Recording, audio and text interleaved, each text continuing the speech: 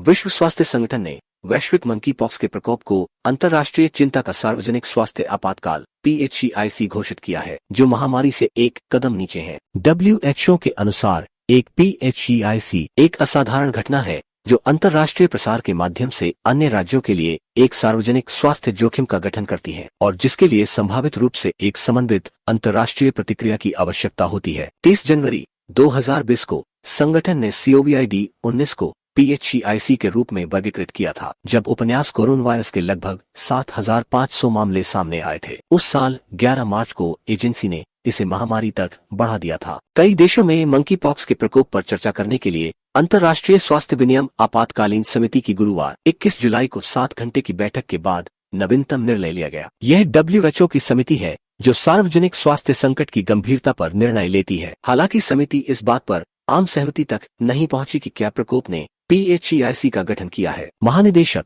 Doctor Tedros Adhanom Ghebreyesus ने फैसला किया कि स्थिति इस तरह के वर्गीकरण के योग्य है। हमारे पास एक प्रकोप है जो दुनिया भर में तेजी से फैल गया है, संचरण के नए तरीकों के माध्यम से, जिसके बारे में हम बहुत कम समझते हैं और जो अंतर्राष्ट्रीय स्वास्थ्य विनियमों में मानदंडों को पूरा करता है। इन सभी कारणों से मैंने फैसला किया है कि वैश्विक मंकी पॉक्स का प्रकोप अंतर्राष्ट्रीय चिंता का एक सार्वजनिक स्वास्थ्य आपातकाल का प्रतिनिधित्व करता है। उन्होंने कहा, WHO मंकी पॉक्स को वैश्विक स्वास्थ्य आपातकाल घोषित करने पर विचार करता है। WHO की अतीत में प्रारंभिक टी को मान्यता नहीं देने के लिए आलोचना की गई है। PHCIC घोषणा के हिस्से के रूप में, जिसे अस्थायी कहा जाता है और हर 3 महीने में समीक्षा की जाती है, देशों से दिशा निर्देशों का पालन करने की उम्मीद की जाती है। उन्हें 3 श्रेणियों में बांटा गया है, जिनके पास कोई रिपोर्ट नहीं किया गया है या जहां आखिरी मामला 21 दिन पहले का था। हाल ही में आयातित मामलों वाले और मानव से मानव संचरण का अनुभव करने वाले, और अंत में वे देश जहां मामले दर्ज किए जा रहे हैं। दिशा निर्देश देशों को निगरानी बढ़ाने,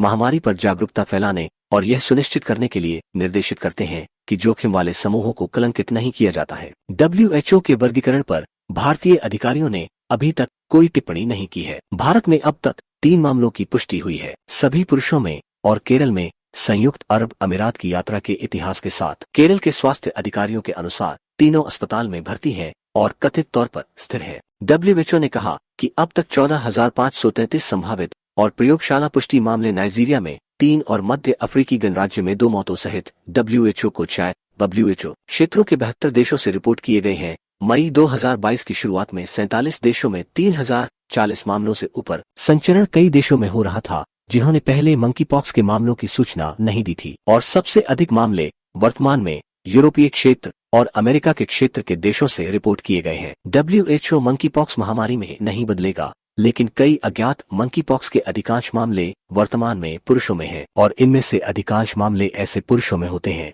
जिन्होंने शहरी क्षेत्रों में समलैंगिक, उभयलिंगी और अन्य पुरुषों के रूप में अपनी पहचान बनाई है, जो पुरुषों MSM के साथ यौन संबंध रखते हैं और सामाजिक और यौन समूहों में हैं। नेटवर्क WHO ने कहा कि प्रभावित बच्चों की शुरुआती रिपोर्टों में कुछ ऐसे हैं जिनका अन्य मामलों से कोई ज्ञात महामारी विज्ञान संबंध नहीं है। सचिवालय ने उल्लेख किया कि हालांकि मंकी पॉक्स के प्रकोप का अनुभव करने वाले मामलों और देशों की संख्या बढ़ रही है। WHO जोखिम मूल्यांकन 23 जून 2022 को समिति की पहली बैठक के बाद से नहीं बदला है और जोखिम को मध्यम माना जाता है। वैश्विक स्तर पर और सभी 6 WHO क्षेत्रों में, यूरोपीय क्षेत्र को छोड़कर, जहां इसे उच्च माना जाता है। और फ्रेंड्स, ऐसे ही न्यूज रिलेटेड वीडियोस देखने के लिए हमारे चैनल को सब्सक्राइब कर लेना, साथ ही इस वीडियो को शेयर करना।